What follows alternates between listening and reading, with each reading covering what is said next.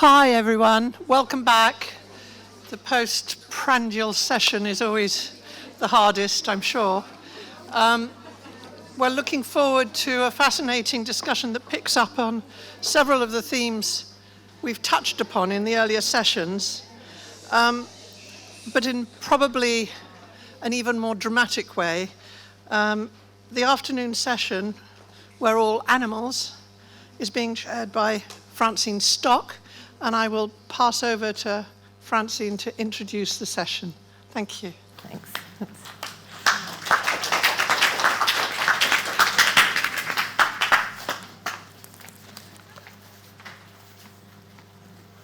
Hello. Well, I'm delighted to be here, particularly because it's such a fascinating intersection of subjects and such a fascinating combination of speakers that we're going to hear.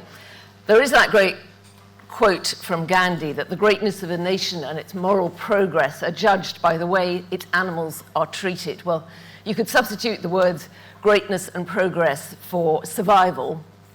And the definition of animals, clearly, as far as this afternoon is concerned, is that animals, it's not humans and animals, it's humans as part of animals. And in line with the ambitions of today, this session is going to seek to shift perspectives, to get a clearer view, maybe to map a way through. And that means sometimes abandoning traditional, often disastrous points of view, ones that have taken us to where we are, for unfamiliar and uncomfortable insights.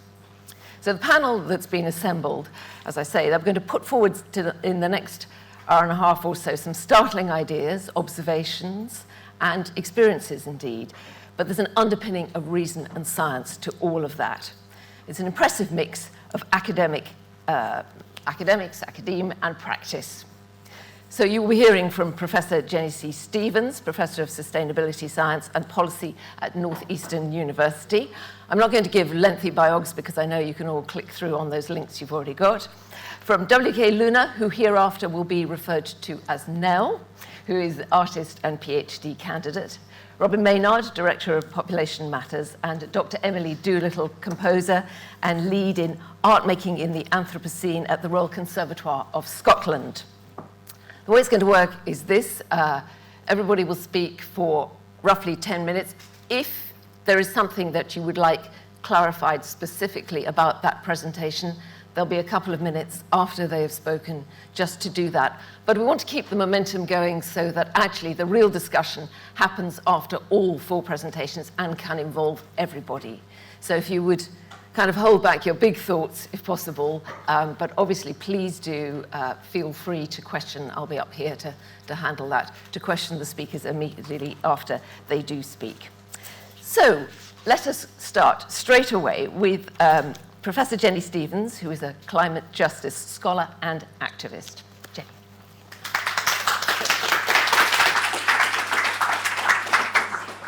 Great. Well, it's really great to be here, and thank you all for engaging, and thanks to Nell for inviting me, and great to be here. I want to connect and actually introduce and suggest quite a radical idea that climate justice has the potential to be an overarching, maybe not a manifesto, but a guide for our work, collective work, and particularly the work in universities. And I'm actually in the middle of finishing a book that is going to reimagine what would our universities look like if climate justice was the goal. And needless to say, they would look very different than what we're doing right now. So that's kind of what I want to talk about. And I am based in Boston. I've been on sabbatical this year here in London and also in Dublin. And I have a science and engineering background, but I've been doing more policy and activism and social science recently. So what I'm proposing is a paradigm shift. And as was already talked about today, paradigm shifts are uncomfortable. We have to let go of things and be open to thinking about things differently. So what I want to suggest, my provocation that climate justice can be our guiding principle, is not because climate is the most important problem. We have so many problems, but climate change is a very particular symptom that is overarching of a deeper problem, which is based on our economic system, what we're valuing, how we value things. And there's so many other crises, right? Not just climate, of injustice, of violence, of all kinds of ecological health, our own human health. So we're really in this time of polycrisis, and it is violent. It's sometimes some of us are in quite pleasant spaces, and we may not feel the violence directly, but we read about it, and many of us have experienced the violence of it.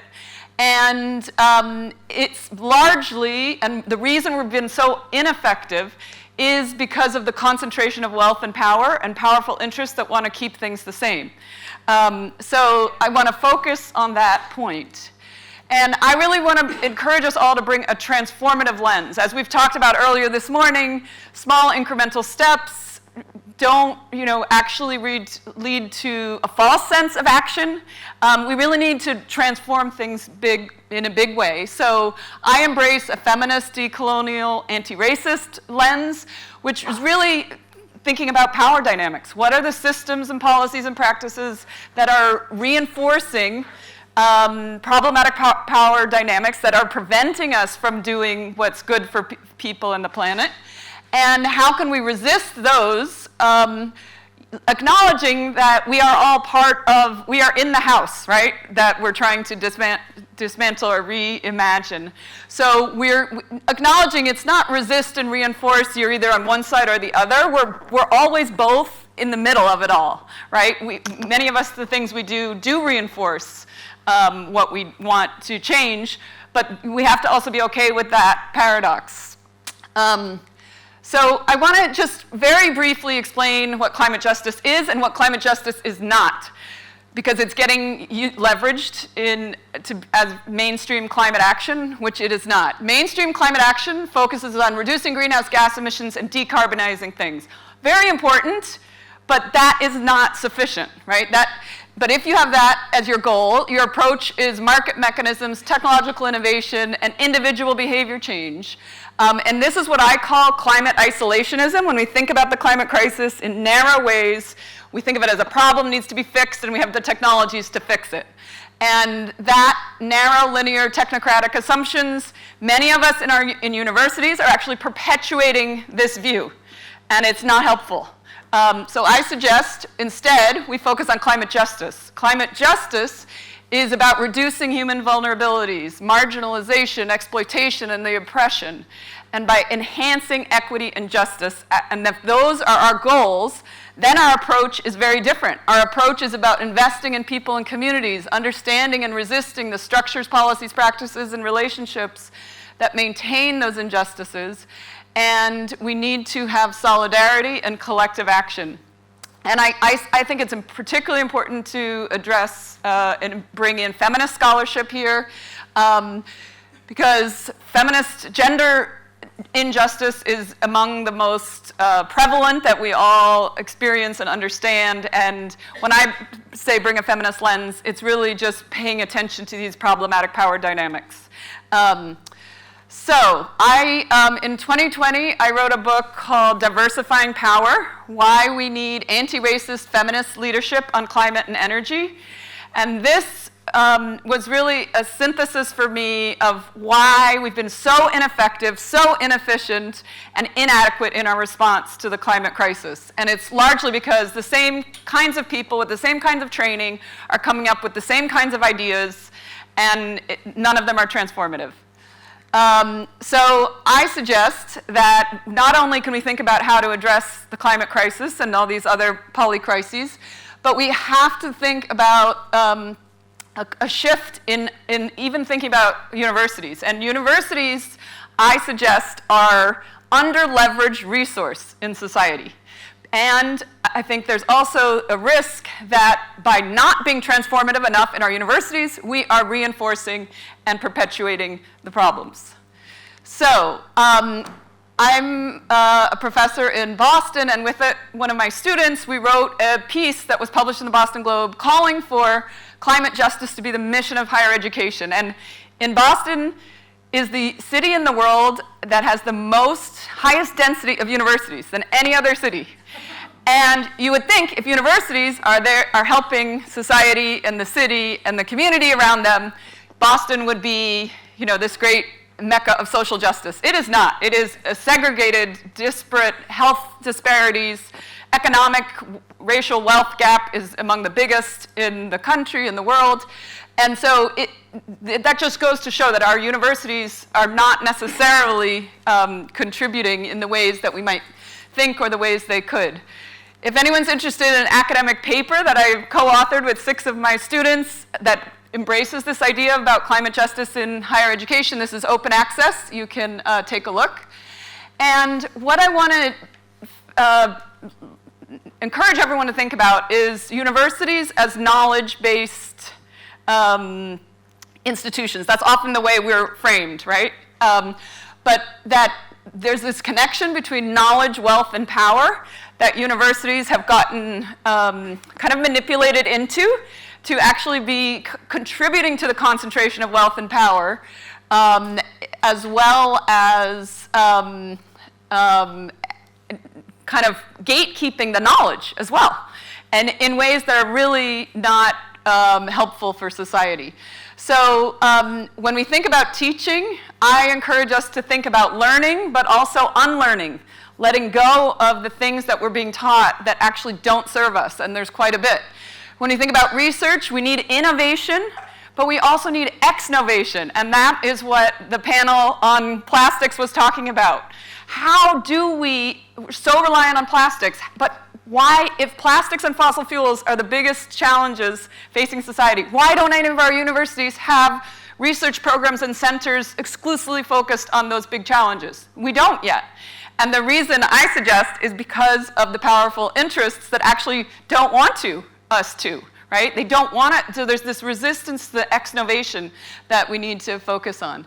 Then in terms of wealth, I think it's very important to pay attention to the money flows and the financialization of higher education, the commodification, commercialization, and then different ways that universities, that we can engage locally, engage with different kinds of communities, and partner with the organizations that are trying to exnovate and unlearn for transformative change. So one of the challenges, and maybe this relates to the design mentality, is thinking about unlearning is so much of what our educational systems focus on is individualistic, competitive, isolated kind of mindset. And we need to move that away from that toward a more collective connection and relational knowledge, which was also talked about earlier in the panel this morning. So Sean mentioned Kate Rayworth's work on donut economics. How economics is taught in universities is deceptive. And it is so simplistic, and it's based on neoliberal market-based economics, and it doesn't relate to what's happening in the world, especially with planetary boundaries. So unlearning economics is a huge initiative. As I mentioned, exnovation research. Fossil fuel phase-out is arguably one of the biggest challenges that, along with plastics, connected to plastics. It's been really an intellectual no-fly zone in the research community and in academia. And so we need to change that. And there have been now the EU just funded a project on fossil fuel phase-out, and there's a few other examples there. So another thing, and we think about knowledge and universities and this paradigm of very Eurocentric colonial legacy of our universities. Vandana Shiva has suggested and proposed, thinking about grandmothers' universities in every community, basically, so that acknowledging that we lose so much of our local knowledge, we lose the knowledge from ancestors and elders who aren't part of our formal education systems, and that there's so much potential for us to reimagine the distribution of universities even, and like how they are structured. At Harvard University, they just recently, they have an endowment of $50 billion, and they just in April got a rich alumni to donate $300 million more, which you can wonder why, like to what end. But the president of Harvard said, oh, generosity and loyalty are among the defining characteristics of the alumni. And I am actually a Harvard alum, so I can talk about this from personal experience as well as a critique. But so I ask us, what if universities were teaching a loyalty and a generosity to others, to the land, to the earth, to the non-human species, to, with that connectivity? Instead, it's so insular. It's telling you, you're part of this club. Let's keep the club going and donate back to the club that you're part of. And from a very early stage in universities, we're encouraging this connection with the institutional loyalty that is, I think, a little bit, it has potential to be harnessed in a different way. So I want to end here and just quote Vanessa de Oliveira's work, where she has said that, we can't actually learn to swim until the water is at our hips. And for many of us in this room, the water isn't yet at our hips. So we can't even imagine, right, like what is coming. And so we go through our days, most of us, many of us, thinking, well, maybe it won't happen. Maybe we'll be okay. Maybe there's a technological fix.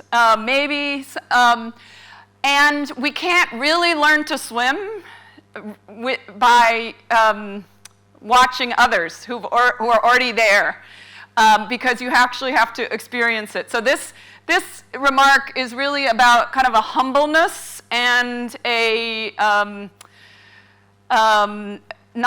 not a pessimistic, but a reality that I think we have to embrace in how we're thinking about these big challenges and how we think about the future. The future is now. We don't have time, and we need to be acting in the ways that we want the future to be, in the ways that we can now. So I'll end here and just say the landscape is changing rapidly, and if you play the same game on a landscape that has changed, it's not going to be, the game won't work. And I think many of the things we're doing in our universities and in our politics trying to address these problems are completely ineffective and insufficient. So we really need this transformative lens. So hopefully that sets us up well to hear some other great perspectives on this. Thank you.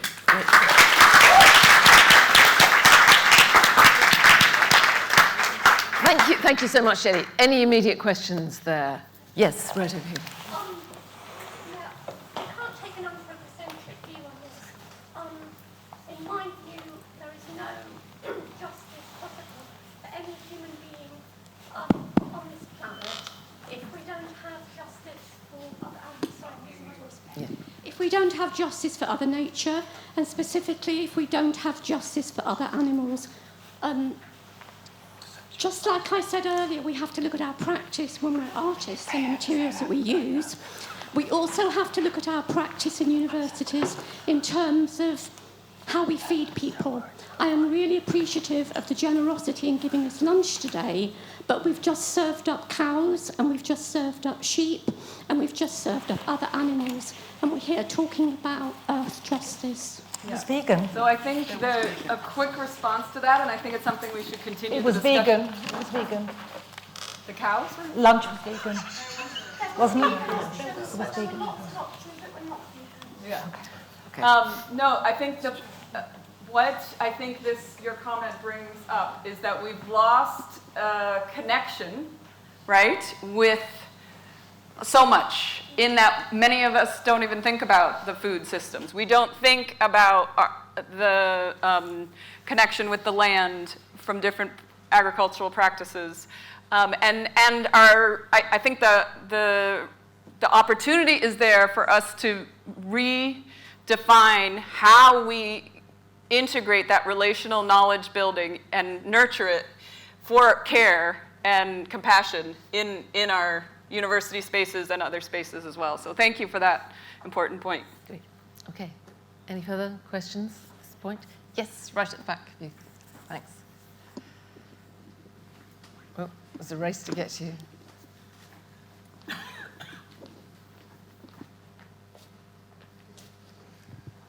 Working? Yeah. Thank you. It was really fascinating. I suppose my question is, given all the kind of issues that you've highlighted within the university sector, how it's not working, what is the rationale for arguing for reform within the university sector rather than proposing an alternative space where this type of change should happen? Yeah, excellent question. And this is what I've been part of quite a few conversations of the future of the university. And guess where they're happening? In universities, right? So I think this speaks to why we need to engage more outside of our campuses, different kinds of partnerships, but also, as you rightly point out, we have to think more about economic policy and other policies and educational policies, how universities are funded. We're so constrained by the funding realities that are very political and very, as I pointed out, increasingly reliant on donations from wealthy contributors or corporations, which then dictate and have an influence on what we're doing inside the university. So the case is very much to reimagine all of that, right? And part of that is engaging in policy and politics and distributing the potential of higher education in a different way. Great, thanks. We'll just take one more quickly and then we'll have to press on. Hang on, it's just coming in now. Microphone. Thank you. Thank you for your presentation. I wondered if you were familiar with Esperanza Spalding breaking away from Harvard, the musician Esperanza Spalding, because of her initiative to create communal services, speaking about what you're talking about now, connecting Harvard to artist-based work for Black creatives, creatives of color, and also communities that, which is, like you said with Boston, a community that Harvard sits in. Did you have thoughts about that? Because that was just last winter, when she finally resigned. Yeah. Yeah, so, I mean, there's so many examples of amazing initiatives, attempts, right, of individuals. Metaphorical attempts. Yes, metaphorical attempts. And then without the institutional support, and it really embracing. And this gets to all kinds of, greenwashing, as was mentioned earlier.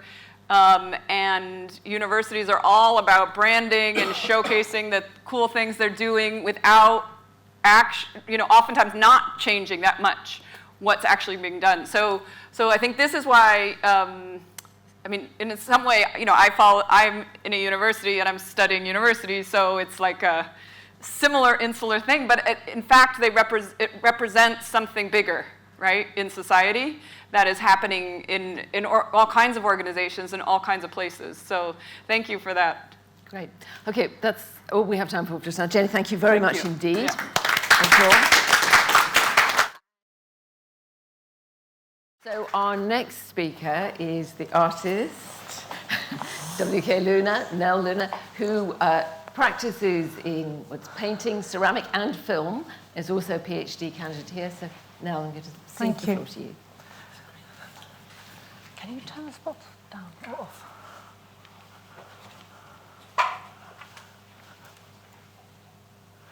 And this is it, is it? Yeah. Okay. I have to say that I started my research during the time of COVID and Zoom, and all my presentations were made online to a bunch of switched off screens. So this is my first time with proper live people, so I'm a bit nervous, so please bear with me.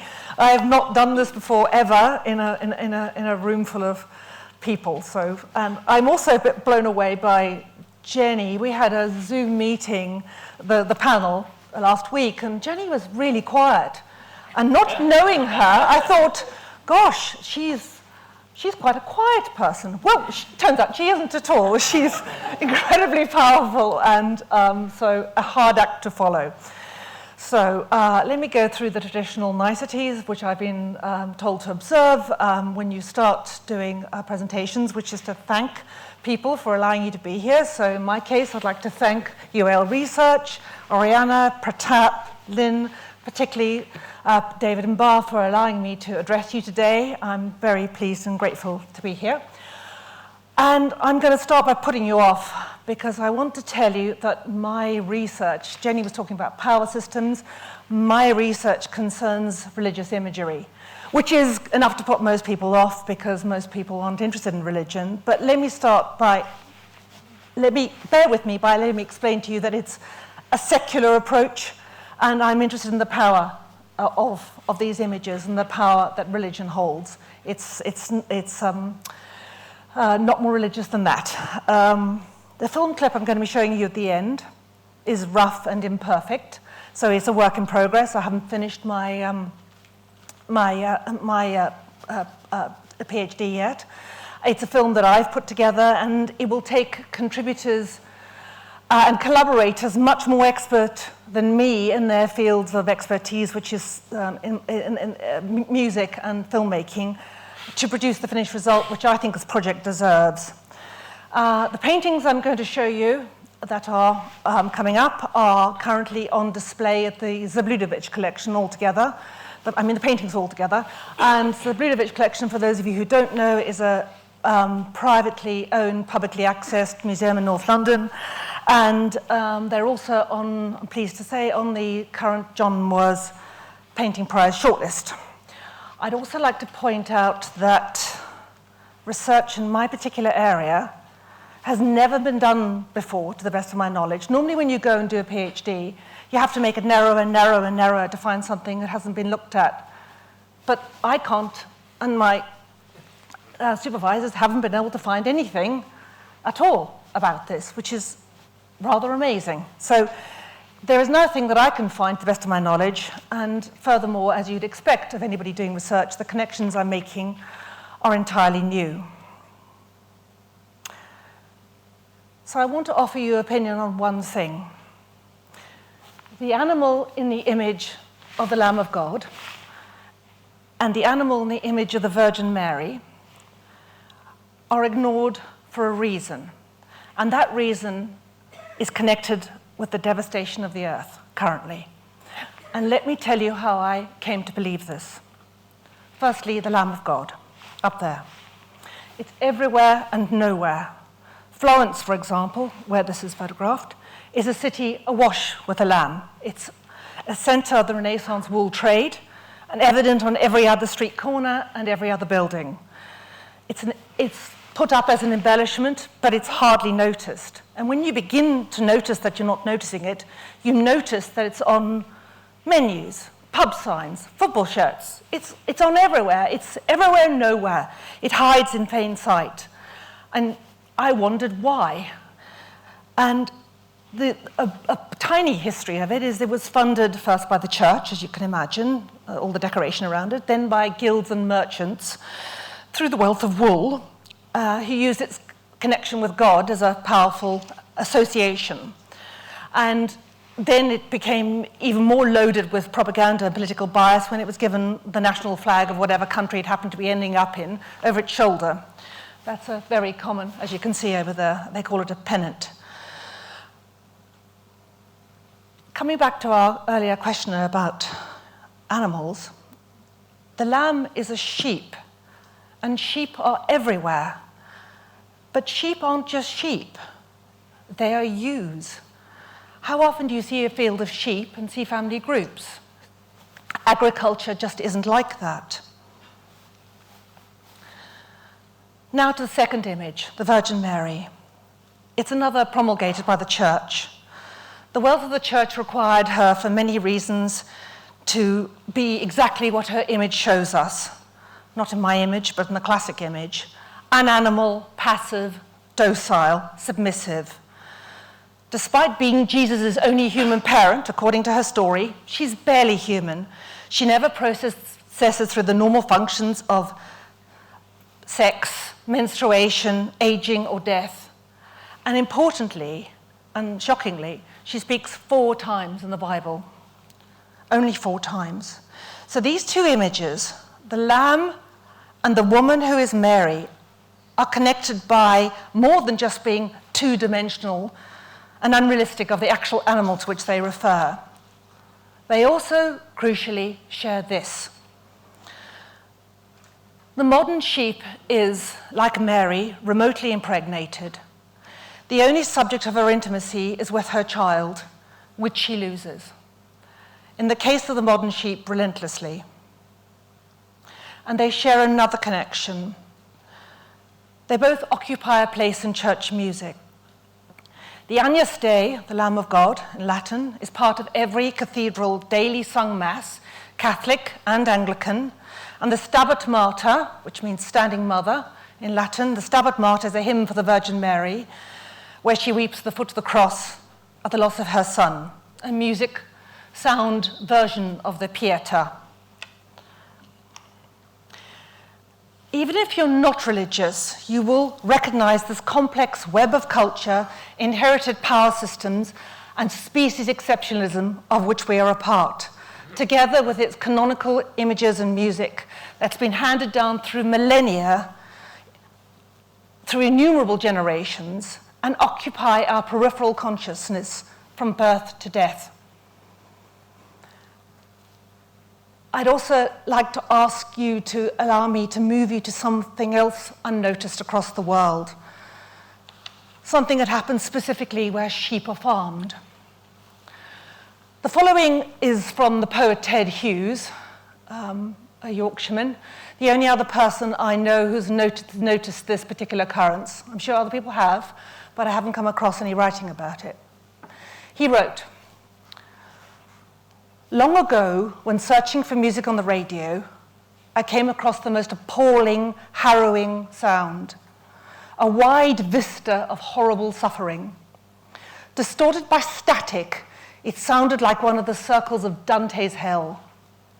The Swedish or Danish commentary did nothing to enlighten me, and years later, on a Welsh moor, I heard the sound again. Since then, I've heard it many times, and the last time I heard it, I wrote it down."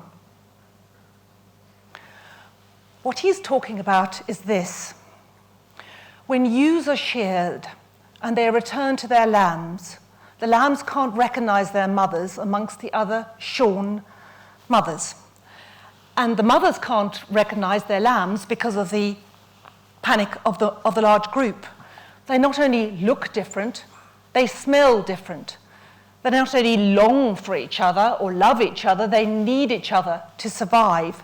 And this is particularly acute when, on occasions in early shearing, when lambs are not yet on grass, so they're still what the farmer calls on the suck. So the atavistic connection between mother and child is even more acute. Every parent, and I challenge every parent in this audience, who knows that feeling when they temporarily lose their child in public. Suddenly you go into a vocal shouting creature without pausing to think. This occurs for sheep, yearly at least, on every farm where sheep are kept, for the 11,000 years we've kept sheep. And Hughes goes on to say that the anguish for these goes on and on for about 4 to 5 hours, depending on the size of the group. The reconciliation of finding each other and calming down. This is not an animal rights issue. Certainly the animals that I've been dealing with on the farm I've been working on are very well-treated animals. But it's important to notice that this otherwise quite docile, quiet animal even, suddenly becomes a raging one. And again, the connection here with Mary is like her at the foot of the cross, at the very moment of her trauma. In fact, at the very moment where she arguably ceases to become a mother at all, she's effaced as a mother, moves her to being savagely vocal, like the ewes. The only time, in fact, she is savagely vocal. We are all animals. We are first animals. The pandemic showed us it is what connects us, actually. We ignore our animal connections at our peril, yet ignore them we do at ever greater speed. Women required to be mute, passive, and biddable means no education, menstruation's taboo, human rights are ignored. Consider this. 96% of the mass of mammals on our planet today are us and the livestock we've domesticated. 96%. The sheep on the planet are currently almost 1.3 billion. They're required to be processed endlessly, even in the best circumstances, to meet our 21st century needs. This means relentless mothering, as well as relentless loss, as well as our impact on the environment. The effect on our growing population and our consumption now directly threaten our own future.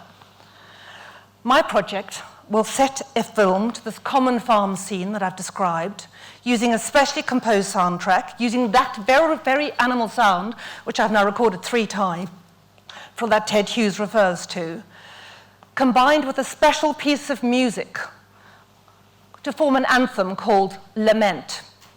And I propose for it to sit in the musical canon, if you like, temporarily, admittedly, between the Agnus Dei, the piece of music that gets sung in cathedrals up and down the world every day, and the Stabat Mater. It'll be inserted between the two, giving voice to the animal that is Mary and the mother that's the you, to make this moment for both explicit. And I hope it can join the chorus of those around the world currently clamoring to be heard. So I'm going to show you the film that I've thrown together. I'm not a filmmaker, I'm a painter, but I'm going to show you the film I'm going to making here. Just a bit of background. There's Ted Hughes speaking at the beginning, and that's small part of his poem. And at the end is the composer I've been working with. It's a piece of his contemporary Stabat Mater. Our piece of music will be different, but I've put a bit of his Stabat Mater, and we're working with an astonishing countertenor called Andreas Scholl, who some of you may know.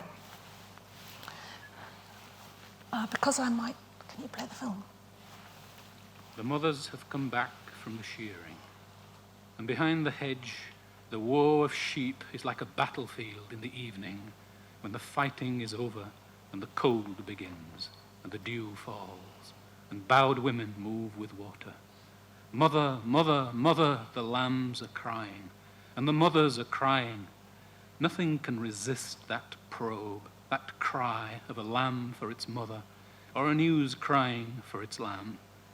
The lambs cannot find their mothers among those shorn strangers.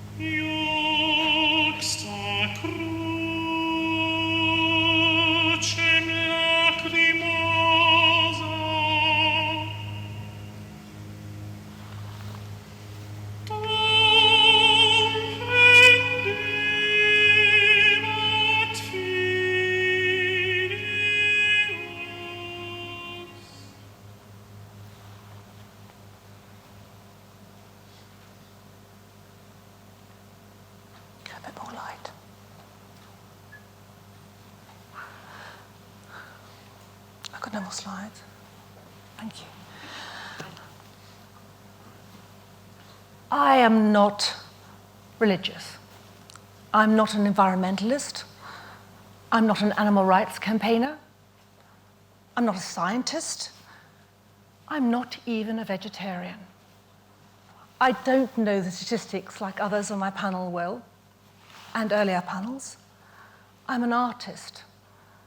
And art is an instrument of war.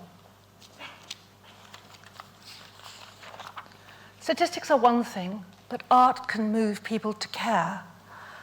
Art makes the particular universal in the way other things can't. It's what artists do, and it's what art research does particularly well. As we've heard others say, sustainability isn't a choice, it's a fact. We're all in this together, but we can make ourselves worthy of our times. We differ, and those differences matter. This project seeks to ground the materially grounded differential.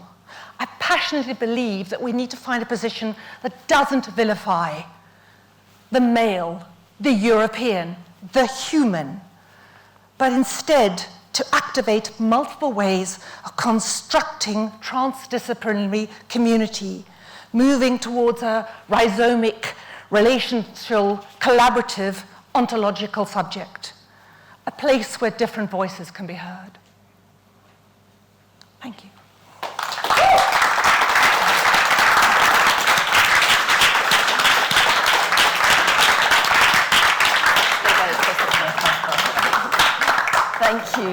Thank you, Nell. Magnificent. So, any immediate questions now? Oh, good. No.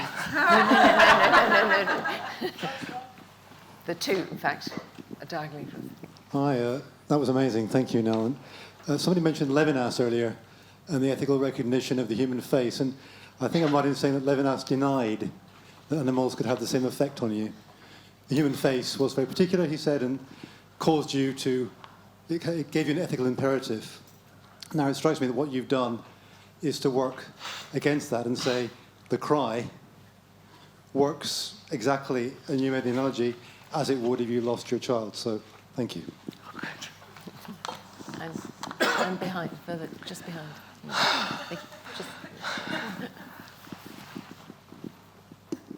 Thanks, Nell, that was brilliant. Thank you. I think what is unifying the conversation so far today for me is this idea of storytelling. And it's making me think about Abhijit Ghosh and what he was talking about with colonialization and about removing stories. I'm sorry, I didn't hear the name. What was the name? Abhijit Ghosh. That makes curse. If you take the story away from the land, you have a right to exploit it. And that's what the colonials did. And by doing that, everything was extracted. And I think you're playing around with these ideas that are very, very powerful. Oh, good. Excellent. Right. Well, Nell, thank you very much for now. So the next speaker is Robin Maynard of Population Matters, who for more than 30 years now, I think, has been studying the environment and the effect of humanity upon it. So, Robin. Thank you, Francine. Thank you. Cool. Follow that if you dare. Follow that I must. Yes, I mean, I was almost close to tears, and that's what should happen when you hear those stories. So we are all animals, but some of us, as we've heard and seen, some of us and some genders and some sectors and some species are more equal or valued than others. And I came in at the end of the session this morning, and apologies for not being there right at the beginning, but I could hear people talking, and as both Jennie and Nell have very powerfully just now, talking about the inequalities, the injustices, the domination of the earth and of other species, and of other peoples, of other groups, other genders, in our own species by what is still largely a patriarchal establishment or power base, or power bases, be those political, corporate, or religious. Sometimes they're working together, sometimes they're working individually, but they always have a common goal. It's, as that question there, shaping or controlling the narrative, So religious establishments in particular, and I rather love the Stabat Mater. I love Pergolese's music, and and I'm not religious, but it does something for me. But what a mawkish, sentimental image it is, and what at odds with reality. There is Christ bleeding on the cross. The restrictions and the controls and the taboos that religious establishments and others impose upon their flocks. Yes, I currently work for Population Matters. It's a charity, and we are concerned with the impacts of ongoing human population growth and overconsumption. And there are many nuances and injustices and disparities and inequalities in that simple sentence. But girls' and women's rights and choice are at the heart of everything we do and our work. And my T-shirt, was not designed by us. It was designed by a wonderful group we work with in Kenya, in an informal settlement or slum called Kibera on the edge of Nairobi. It's the biggest informal settlement in Kenya. It's the biggest informal settlement in Africa. And we worked with some young men and women, former gangbangers, muggers, and prostitutes who wanted to turn their lives around. And they now have an environmental group, and they are also promoting women's rights and family planning. And they designed this, and they put it up on the corrugated sheeting on the shacks in that centre. And that's one of the proudest moments when I saw our logo there doing good in that place. But before turning to the really positive things, which was my brief, I promise you, don't talk about negative things, Robin, talk about the positives, talk about solutions. I think we have to talk about some of the negatives. Because, yes, girls' and women's rights and choice are absolutely at the heart of our work. And they are solutions. But they're not the reality for hundreds of millions of girls and women and boys and men globally. So this first slide, I don't need to read out all the facts. You've seen it up there. But there are many, many things which should be sorted out, which haven't been sorted out, and we've been talking about it for decades. And I heard some of the panel this morning saying, well, this incremental change, this lack of progress, this talking about the same problems, but not actually changing the system or the dynamic. Now, look at me. What a worthy man I am. I'm wearing my Sustainable Development Goals badge. I bet you've seen a lot of these around, and I bet you've seen them on the lapels of politicians of all nations. And I was at the UN recently, and it was almost the badge of honor. I sort of put it on almost as a joke, because we have not a cat and hell's chance of achieving the Sustainable Development Goals. These are 17 good, generally good things that the United Nations wants to see happen by 2030. That's just 7 years' time.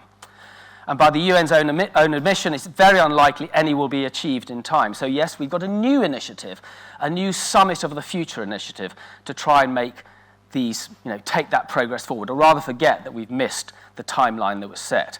So particularly on SDG 5, which is gender inequality, on current progress, SDG 5 won't be achieved until 2108. That's another 85 years. That's the UN's latest calculation. 1/3 of all women in low to middle income countries give birth under the age of 19. I have an 18-year-old daughter. That's children giving birth to children. And it's a lot younger than 19, actually, in many cases. 270 million women. These are all the facts, the statistics that I burden my life and others with on a daily basis. 270 million women around the world have an unmet need or lack of choice over safe, modern family planning. And I'm sorry to say this, but looking at those visceral images that Nell put up, which are sort of, and I hope you won't take this as not a compliment, but they're sort of Baconian in their viscerality, in their fleshiness and bloodiness. 80% of girls in Egypt, where I taught as an English teacher for a year and a half, and I taught many of these girls. 80% of the girls there suffer FGM. That is, they have part of their clitoris cut off. I'm really sorry to surface these inconvenient truths. They're grim facts. And yes, the brief was to be positive, so I will come on to the solutions. Because the solutions, the positives, are so simple, so obvious, so cheap, so effective, and they rely on tried and tested and available technology. So it's really hard to understand why they're still out of reach to so many hundreds of millions of girls and women around the world. It's simple. It's 12 years of quality education for all girls and all boys. It's access to choice of contraception so that women have autonomy and agency over their own bodies and their fertility. Simple. And it wouldn't cost a lot of money.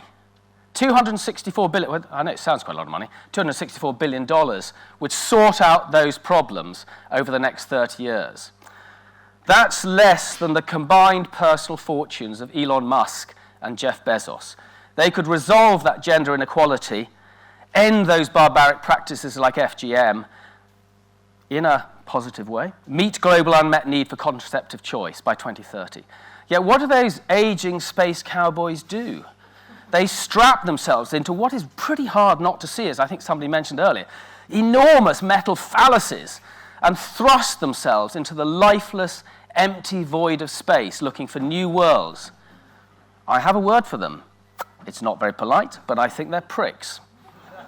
So we don't really need new, shiny, expensive, high-tech toys for billionaires. We just need to deliver the tried, tested, and known solutions to those most in need. And perhaps it's better to hear this rather than from a middle-aged old white man than me who's worked for 38 years in the environment movement and clearly not succeeded on my brief. But better to hear it from somebody with the greatest legitimacy. This is Malala, who was shot in the head for having the temerity of wanting to go to school. She knows that education and family planning bring multiple benefits for those individual girls and women, their families and their communities and their countries. But they also bring enormous benefits to the environment. They reduce the impacts on people's local environment, biodiversity, and natural resources. And they have a significant impact because of the unplanned pregnancies and the births that were not wanted and were not able to be supported. Because of that, those avoided births, they have a significant impact on climate change. It's not an easy thing to say. Nobody is saying instrumentalize women's bodies to fight climate change. But no one should ignore the benefits of giving people their basic fundamental rights and the further rights that brings to our Mother Earth. In hard facts, this slide is based on a very interesting research project called Project Drawdown. Their only brief was to look at the top available solutions for climate change that could be deployed now, the top 100, about 99 they looked at. And these are the top 5. Number 3 is family planning and education. That would reduce carbon dioxide over the next 30 years by more than all onshore and offshore wind power combined. But despite those goods and those benefits, individually and collectively and planetarily, of deploying those available solutions, we're not doing it. There are 8 billion people, 8 billion souls on this planet and counting, but there are more than half a dozen countries that have pro-natalist policies where childbearing is promoted and access to abortion and family planning is restricted. And this is largely through unfounded fears of economic decline, because as you saw from Kate Rayworth's slide that Jennie put up, old school economics prevails. What do you hear on the news every day? It's all about growth, growth, growth, growth, growth. Growth is what has got us into this bloody mess. Why are we carrying on? Why don't we have a different paradigm? Because it suits people. It suits people in those vested interests that we've heard about. And it's often through not just fears of economic decline, but some pretty nasty nationalism, as you hear in Hungary. The declining population will not be solved by people who desperately need better lives from elsewhere. It'll only be solved by new little Hungarians of the right colour, creed, and race. That is the sort of nationalism we are seeing rising across Europe and also in the United States. And women's bodies are being instrumentalized to produce more consumers, more taxpayers, more pension payers, cheap labor, soldiers, and souls to shore up the capitalist military religious order and their power.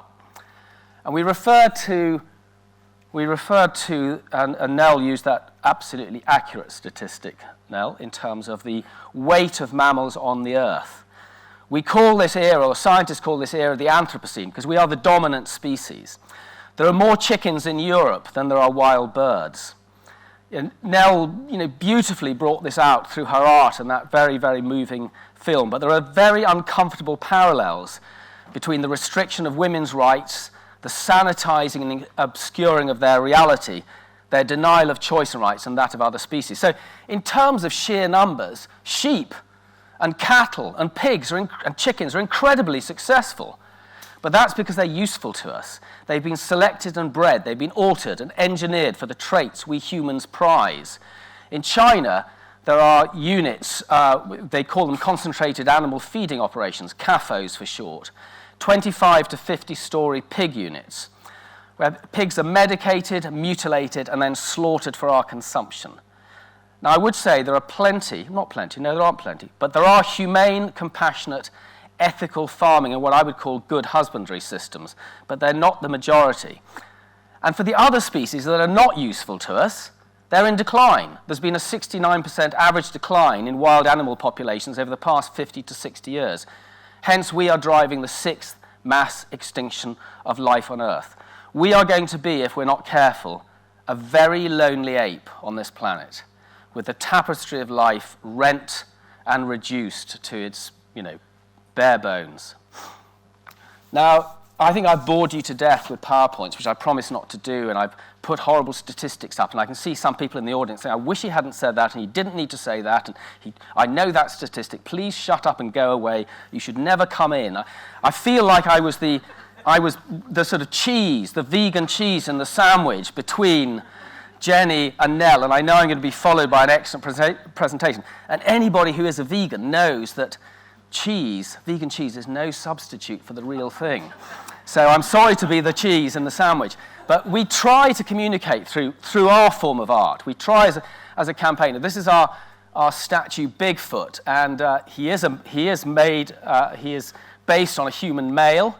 He's looking down in a slight perplexity at his oversized foot, which seems to have squashed a load of biodiversity, and the earth is a bit flattened and it's oozing oil and squashed biodiversity.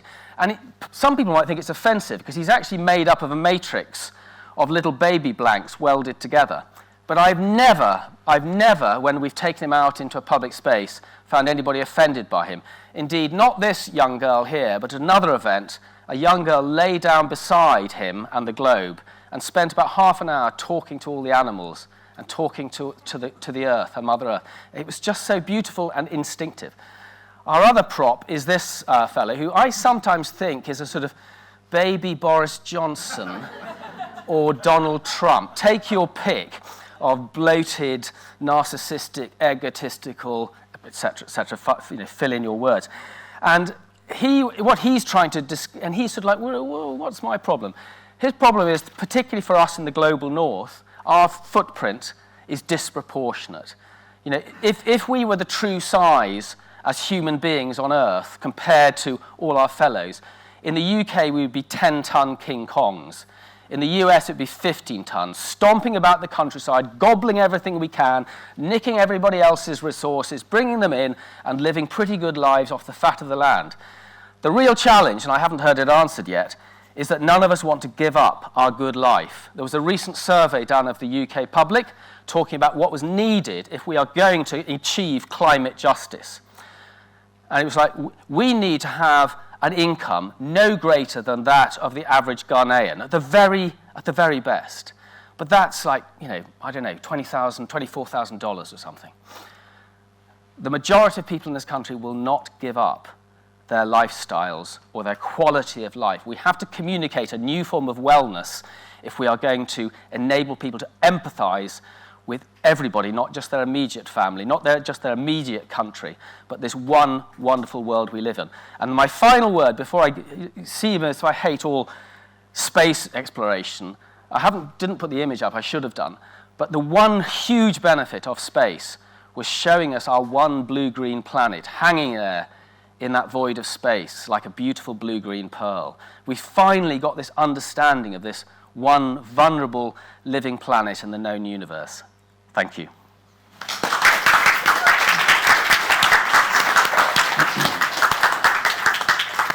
Thank you, Robin. Any questions immediately for Robin?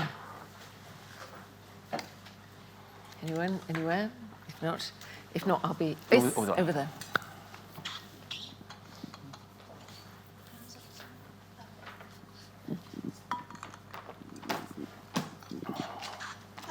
Without meaning to be make you be too logistical, I'm wondering how funding is made accessible to the people who need it? Because you spoke about if Jeff Bezos and whoever actually chose to put the money in the right place, then things could be done. But how does one go about that? Isn't that part of the problem?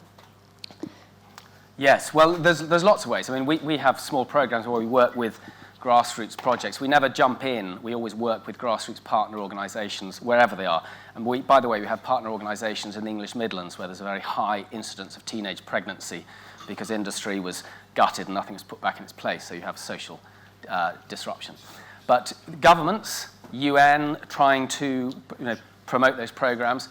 I mean, a bad example is our own government. We cut our overseas aid under the last administration, and actually we do have a well-informed Minister of State in Andrew Mitchell who understands the issues and actually cares about them, but he hasn't managed to get overseas aid increased to 0.7% of gross national product, let alone 1%.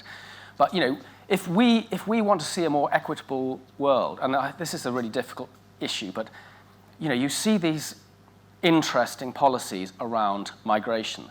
We haven't seen anything in terms of migration because of what's coming in terms of climate change, which is going to affect, as somebody, I think Jennie said earlier and others have said, the poorest, most vulnerable societies in the world. Where are they going to go? So we should be pouring money into those countries to enable them to be more climate resilient, to be able to prepare themselves for what's coming, and to be able to develop in an appropriate method. What we're doing, we're closing ourselves back. I fear we're going to see right-wing governments all over Europe because of what's to come. So we should be pouring money in, is what I'm saying, and we're not. And I'm sorry, I'm not Jeff Bezos to give my fortune away. Thank you, that was really great talk. Thank you. We're going to press on, I think, now. Thanks, Robin. And our next speaker is Dr. Emily Doolittle, who is a composer, and you worked in both North America and the United Kingdom as well, but with a particular interest in zoo musicology. Yes. So I'm a composer and zoo musicologist, and a significant part of my practice is exploring the relationship between human music and animal songs. Today I'm going to play 3 of my pieces which explore different points of overlap between human music and animal song. The first of these points I want to look at is the use of patterns.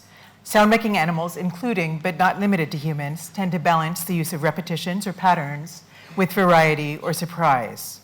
A certain amount of predictability is essential for the listener to know which piece, individual, or species they are listening to. But if something is too repetitive, the listener will get bored and stop listening. Here is the song of one of my favorite North American birds, the hermit thrush, which uses patterns on many levels. Here's the song in its entirety.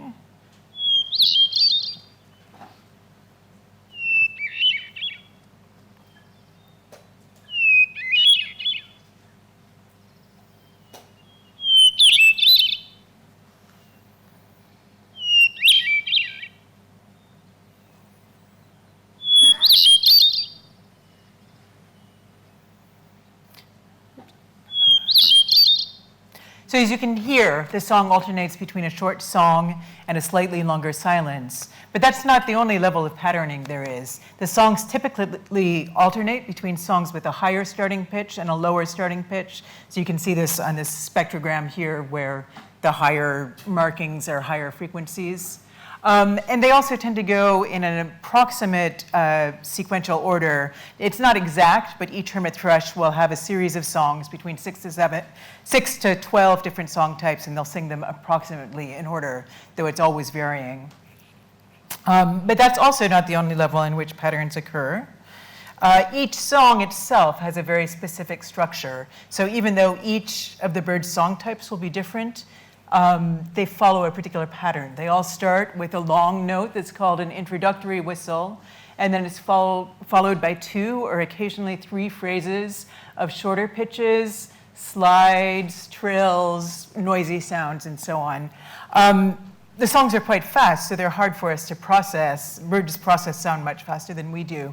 So I'm going to play a recording of this song full speed, and then slowed down so you can sort of hear more and more of the detail.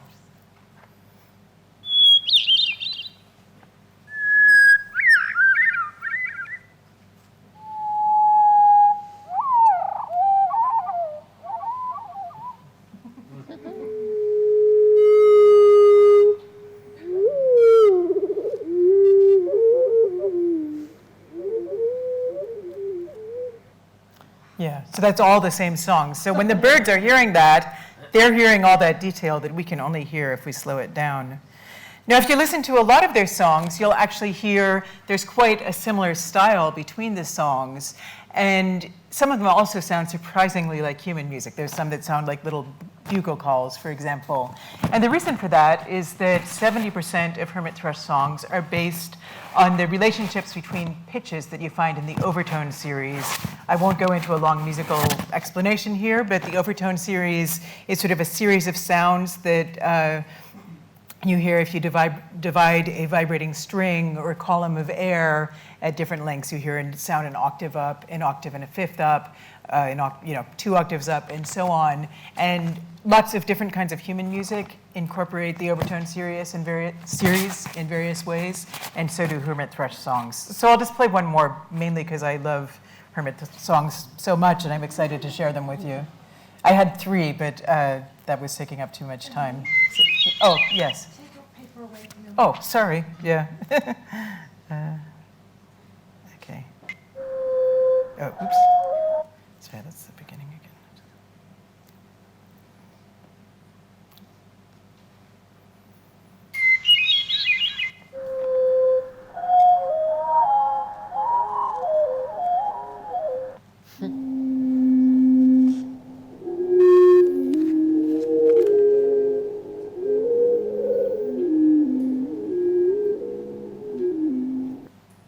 So I've been studying hermit thrush song for since 2007 in a variety of different ways, through writing music based on hermit thrush song, in interdisciplinary collaboration with scientists, and also sort of looking at the cultural history of how people write about animal song, and hermit thrush song in specific. People throw all kinds of cultural and historical baggage when they think they're describing what they're hearing, but they're actually describing their own prejudices and assumptions about what a bird would sing, what music should sound like, and so on. So I would say it's the animal song that I know best. And the next thing I'm going to play for you is a piece I wrote based on hermit thrush song. It's not a transcription, but since it's a song I've spent the most time with, I wanted to write something in the style of a hermit thrush. This piece is about 3.5 minutes, and hermit thrush song doesn't tend to vary very much, but they do take a little bit of liberty with how many times they'll repeat something, with, sometimes phrases may be included or left off. So I've given the flutist that same degree of freedom in their performance of the piece.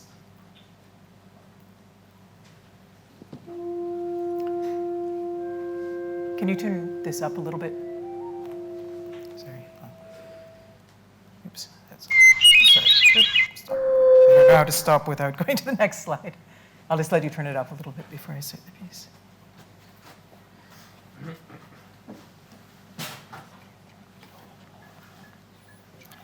Okay. That's good. Can you hear that okay?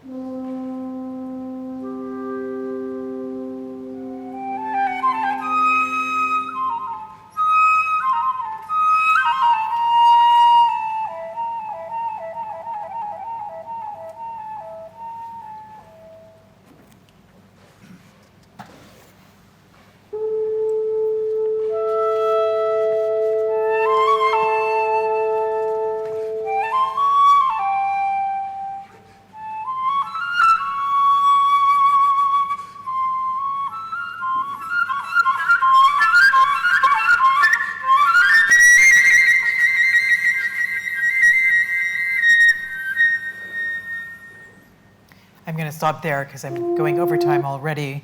But if you want to hear the rest of the piece, I think it's on my website, or you can write to me. The next thing I wanted to discuss is context. Animal songs, just like human music, always occur in a context. So for example, a human lullaby and a human sports song or national anthem will sound quite different, just like the song that birds sing to young on their nest and their territorial call will sound quite different. Gannets are large seabirds that nest in sea cliff colonies of tens of thousands of birds called gannetries. I think most of the gannetries in the world are in the UK. The massive guttural clacking sounds coming from a gannetry can be overwhelming to a human listener, but gannets themselves are able to recognize the calls of their young, their mates, and their neighbors. These calls must be distinguishable in amongst the sound of the ocean, the elements, and other bird species. So here's an example of the sounds in a gannetry.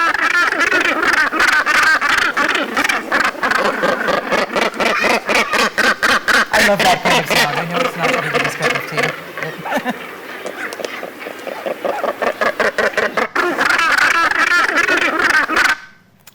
So the next piece I wanted to play for you is based on the sounds of a gannetry.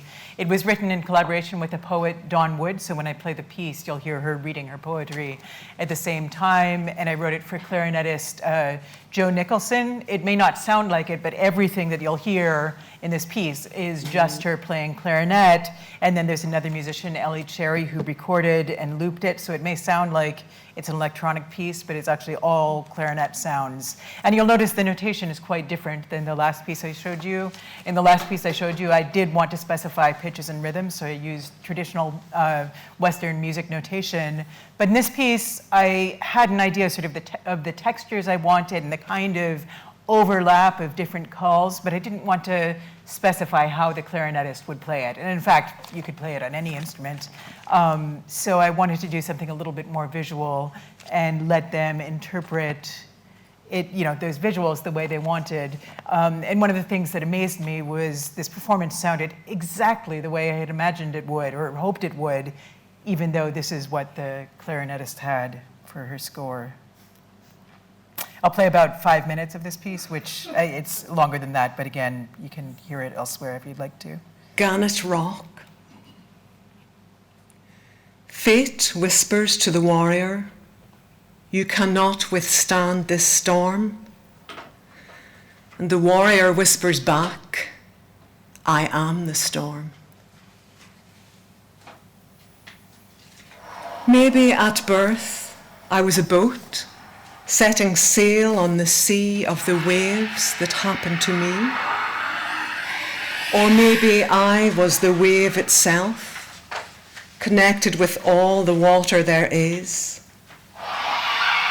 And I could aim for that rock over there and see what the weather brings my way.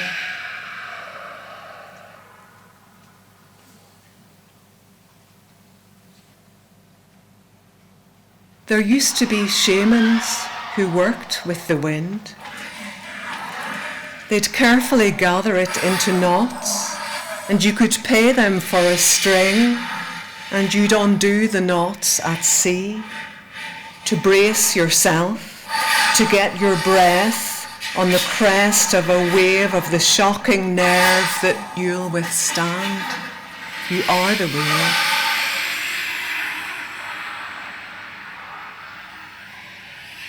You tell yourself that there's no harm in the unexpectedness of rain, though the randomness of where and when a drop might fall has been described in an equation, here and there.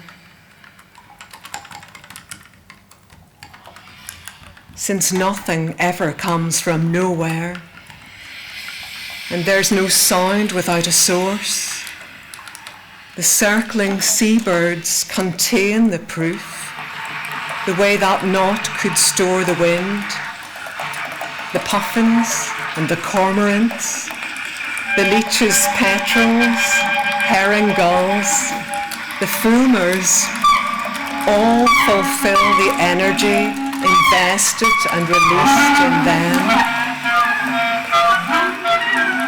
But gimlet eyes make up the rock, where clacking prehistoric beaks of gannets guard their modicum of space before they plunge through you, the wave.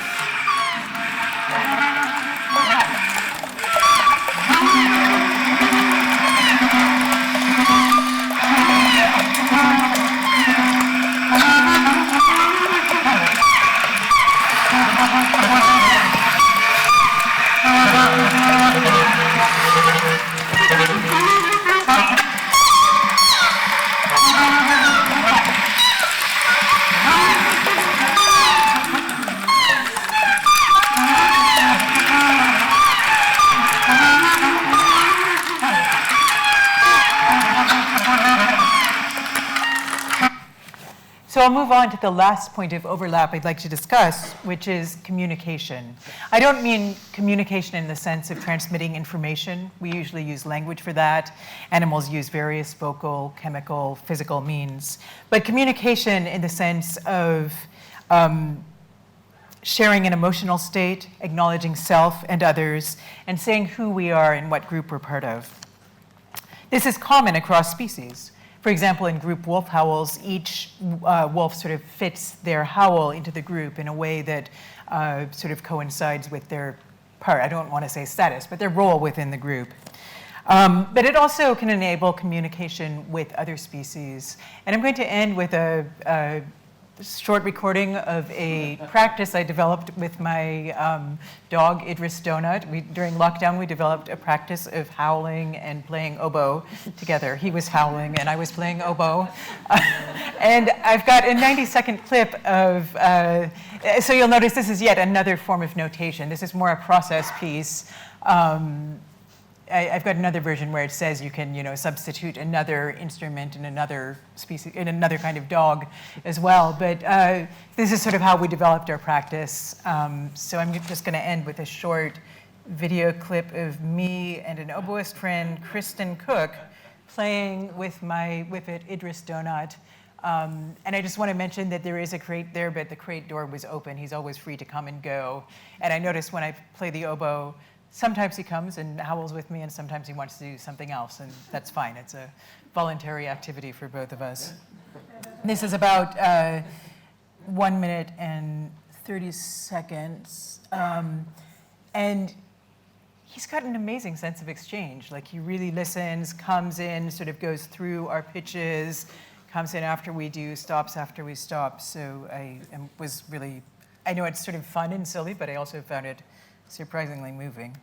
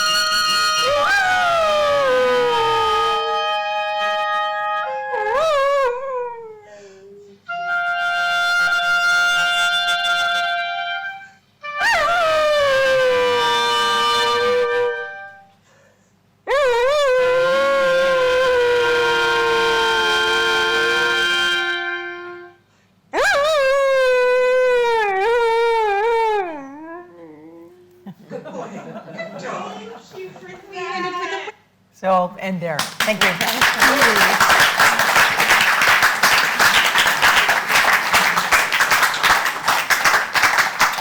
I mean, that's wonderful. I'm going to invite us all up for the group wolf howl in a moment, actually, so that we can all join in. But just before we do, any immediate question for Emily? There will be masses of immediate questions for Emily.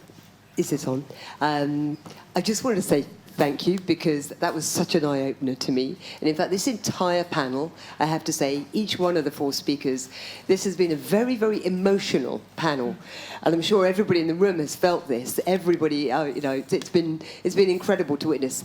And I had one question for you, Emily, which was obviously incredible listening to birds, and you've given me a whole new dimension when I'm out in the country this weekend. And definitely dogs. But have you ever been under the ocean? Have you ever been deep to hear the noises of the ocean? And I wondered if that was something of interest to you. No, I have not. I'm interested in other people making those recordings, but I'm claustrophobic enough that I don't personally want to go under the ocean. I I might send a a hydrophone down there. That I would be interested in doing, but I'll stay on the boat. Thank you. Hello. What? I haven't personally worked with whales, but I've written some pieces based on whale vocalizations. And I have a doctoral student who will be graduating soon, Alex South, who's looking at sort of humpback whale song from a musical and biological perspective. So I'm co-supervising him with 2 biologists at St. Andrews University. Hi. We've been thinking a lot at my company recently about like the sensory experience of being outdoors and trying to have your kit not interact negatively with you or the environment around you. But I was kind of wondering, the way you seem to have an understanding of the communication of birds, could we positively interact or incorporate that into our experience? Yeah. I'm going to speak as myself and not as a biologist, which I'm not. Personally, I think some animals are quite curious about us and quite interested in interacting with us. I think it can be easy to misinterpret things. So for example, if we go outside and play some music, maybe a bird will start singing, and it's a little bit too easy for us to think, oh, the bird likes that. But if we know a lot about that bird, we might realize that actually it's singing its alarm song or telling us to go away. But I also think that animals can be very curious about us. For example, gray seals will start howling when we sing, and I mean, I feel okay about singing on a beach and seeing if the seal will respond. Sometimes they even come closer. Again, I don't think it's very ethical to pursue them or put them in a place where they can't get away. But personally, I think it is possible to develop genuine friendships and interactions with animals that are based on mutual curiosity and enjoyment of each other's sounds. I mean, I think there is, or there can be, ethical questions about writing music based on animal songs. And one of the things that, again, I don't have a definitive answer, but one of the things that makes me think that maybe if we're careful, it is okay, is that there's lots of animals that will also imitate sounds that humans make and use them in their songs. So I am sort of looking for some kind of mutuality, even though I recognize that I only know my own part of it. Great. Thank you very much. I'm going to invite all the panelists to come and sit down. I don't want us to be too much behind this table because it seems we should be, maybe we should open up the chairs a little bit. But if you'd like to come and have yourselves a seat. Let me get it for you now. Emily, thank you so much. Come and join us, and I'm sure there'll be more questions as well. So I suppose what it would be good to do is to find out, also including you as well, some of the things that you feel might have been raised by the various presentations, which are very different in their approaches, but on the other hand, there are themes running through them, and I think perhaps it would be quite good to identify some of those. Who would like to contribute first of all? No. Okay, so Oriana. I was interested in it. It cropped up with several of the talks, really. Yeah. How much the context needs to be known in order to experience any of the underpinning meanings of the works, whether it's the music, like, do you need to know about what a thrush sounds like to understand your song? Do we need to have heard the ewe and the lamb to understand some of your paintings? Do we need to have experienced the kind of oppression that you've taught, what does it mean if you are not an audience who is already aware of some of the issues being dealt with? I suppose I'm going back to my session.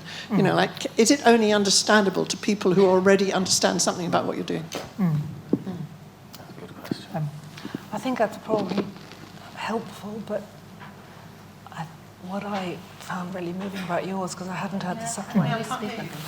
Am I mic'd? So can you hear me now? Yeah. Yes, that's true, but at the same time, I think what some of us were trying to get at is an emotional connection, which I guess you can do on a visceral level. Yeah, I would hope that in some cases, Some people might like my music, some people might not, that's okay. But for people who find it interesting, I would hope that they might be interested in the abstract, but then through that, perhaps they're curious about where it comes from, perhaps they learn more about the hermit thrush, or they learn more about whippets, or I don't know. So I think I would be perfectly happy if somebody just heard it and had no idea what it was about and was interested in it in itself, but it could also be a way into more knowledge. But I think, there's also a very small community of people out there who are obsessed with hermit thrushes. And of course it is nice when I get to present my very niche pieces in research to people who know exactly what I'm talking about, but that's not my only audience. I think something I wanted to say to you, Robin, was, I wanted to discuss with you, you were talking about sort of injections of funding could change this and so on, but what I'm finding in my research and why I brought up the power systems around religion is that it isn't always about the money. You can have all the agency going, but you will not be allowed to access that group of people. FGM goes on behind closed doors. I don't know how you begin to unpick those things. Yeah, I certainly don't think it's just about the money, and I also think you've got to be careful that the danger is, the experts know something and they've been somewhere and they're the only ones who can speak about it. I think, yes, of course, you need people to be the sort of messengers for the earth, and I've always thought the greatest invention ever is if, as you have, Emily, to a degree, but if we could really hear what animals are saying, that will be incredible. I think we'll be incredibly humbled when that day comes. But I mean, I got into the environment because I was young enough to see the Greenpeace rubber dinghies going out in front of the whales, and I've never seen a whale. I've seen a killer whale in the distance off Scotland, but I've never seen a whale. I've certainly never seen any of the great whales. But I could empathize, and I think that's probably our greatest hope as human beings, because we can be pretty hard on Homo sapiens and say, look at us, we're so destructive. But we can empathize, and we can put ourselves into other people's places and positions, and we can sort of be aware of what is going on in other parts of the world. It doesn't necessarily have to be the news that's brought it to us. So I think that capacity for empathy is there, and maybe that goes back. I only caught the end of that restorative justice piece. Pretty hard to empathise with the particular individual, the white supremacist guy, and also the apartheid guy that I think you were talking about. But the capacity for empathy, that's probably our most powerful tool to change things. That's my personal view. Yeah, and I was just going to jump in here and connect back to this idea that it is about money, and how much suffering and loneliness and unhealthiness and negative things are in the spaces where there is a lot of financial resources as well, So I think there's this financialization of everything, and the assumption, and actually I was going to gently challenge you when you said, people don't want to give up, right?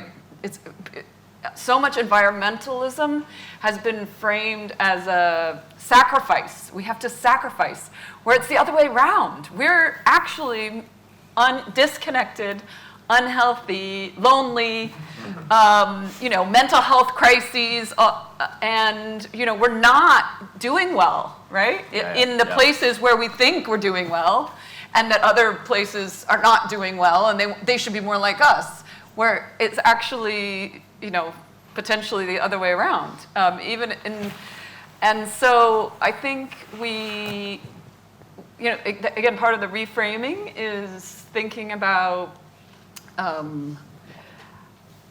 well-being, which includes this relational connectivity that I think we're all talking about in different ways. But again, so many of our systems and structures and reinforce this disconnection. So that's part of what this. I really appreciated being part of this discussion and the presentation. So yeah. that frames it in a completely different way from this. Here is this apparently intractable problem that we have, moving towards us at great speeds. We need a solution. I mean, this is saying that if it can be in some way presented as an improvement for everybody's life, but I mean, that's not going to happen. That is not a marketing trick you can do in 6 months, is it? Yeah. I mean, I'm interested then in how art is the weapon of war, as it were. How can it be improved, which is, after all, the theme of all this. How do you bring those two things closer together? I mean, can you see practical ways in which that would...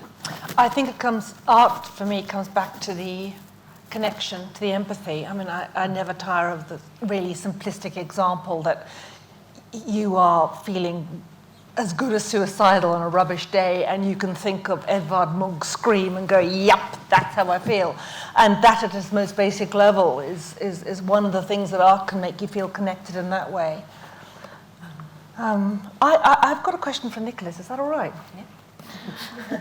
I don't know if I can get you a mic, Nicholas, but if there is a mic around, is there? I've got a question because in researching my talk, discovered there are nearly 1.3 billion sheep in the world. And I didn't know that was the case. I also didn't know that they are the oldest farmed animal. They've been going since, I think, it started in Syria, 11,000 years, so almost before we were hunter-gatherers, we kept sheep. And I've just done my third shearing episode on the farm with my unbelievably lovely farmer in Dorset on Monday. And I said to him, how did the wool go? He's got Romneys, mainly, his sheep, which is a really common kind of sheep. And I said, how did the wool collection go? You sold, they bagged it up. And a lot of those pictures, the paintings I did, were based on interactions with shearers, the body interaction with the shearers. I said, how did the sales go? And he told me what he got for the whole lot. I think they sheared 450 that day. And I said, really? So what is that per fleece? And he said, 17 pence. 17 pence per fleece. He then went on to explain how he actually loses money because that's just, that's not, you can imagine the husbandry to get at that point. So my question to you, because you happen to be somebody who works with wool a lot, and I'm not expecting you to be an expert, but how is it, what happens to these 1.3 billion sheep if they're not being used for wool? Are they just being eaten? Yeah, thank you. Yeah, now I feel bad because of the crying of the sheep. And actually, I've seen alpacas in Sutherland being shared, how do you say, shared? And they felt pretty happy about that. Actually, relief because it was summer. I think that was a different circumstance. Now the wool price, same in Switzerland, it's 50 cents per kilogram. We are not buying wool as such, but we know a bit this business. It was actually burned in Switzerland, the wool from the farmers, because there was no value for it. And now there's this German gentleman who is buying this at 50 cents a kilogram to do the wool wadding we have developed with him, because we can use that wool, which is of bad quality as such, for clothing, because these are not merino sheeps. Merino is a species, species, and you don't find merino sheep. It's originally from Spain, but the merinos now are all in New Zealand, in Australia, some in South Africa, some in South America, but mostly in Australia, and that's where the wool has a value, because the yarn is much, much thinner.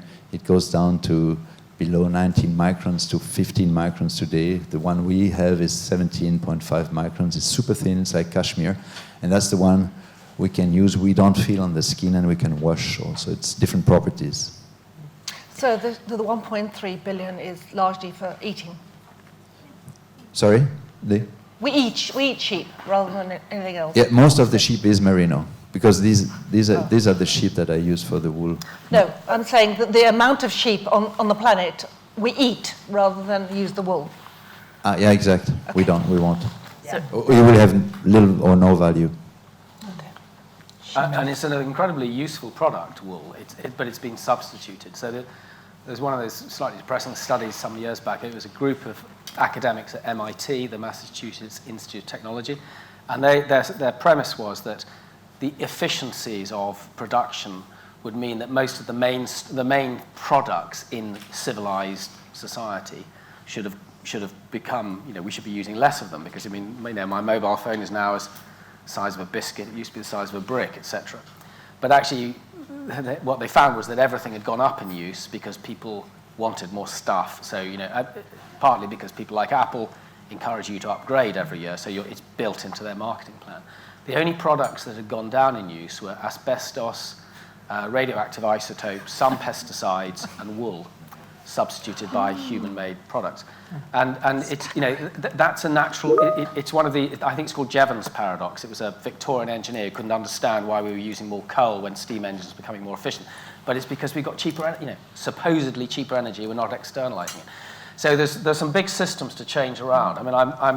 I'm totally with you on being optimistic and not sort of keep putting out these negative notions, because I think there are some real changes. And I think the whole notion of moving away from GDP to well-being, and there's this wonderful thing called the happiness index, and some of the happiest people in the world are in some of what on economic standard measurements are the poorest. So Costa Rica is one of the happiest countries in the world, but its GDP, its average capita GDP is less than $20,000. Ours is much more, but we're not very happy. We're taking lots of drugs to sort of balance X, Y, and Z. So absolutely, we need to have better measures and standards of what it is. And Costa Rica is a great example of a country that has turned around its deforestation as well. So there's some really positive examples that one should hold on to and try and lift up, And invest in education.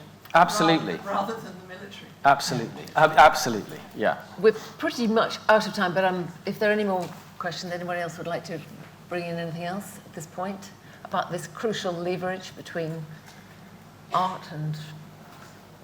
No?